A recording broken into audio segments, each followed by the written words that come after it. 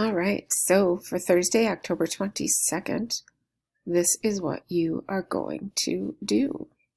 You are going to log into your iLit, and then you are going to go to assignments, and then this is not, guys. So for Thursday, October 22nd, here is what you are going to do.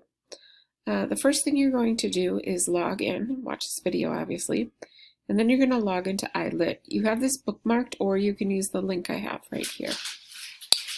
Once you get to iLit, you're going to go down here to the Assignments tab, and then you're going to click on the iPractice. Today's iPractice assignment is called Making Connections. Okay, so you're going to read what it says up here. There's some directions, and then there's some phrases from a passage, and then you're going to make connections to that. Okay, so what types of adventures has your family had? I gave some adventures. Had a fun adventure turn bad? I gave some examples. Something unexpected happened? I gave an example.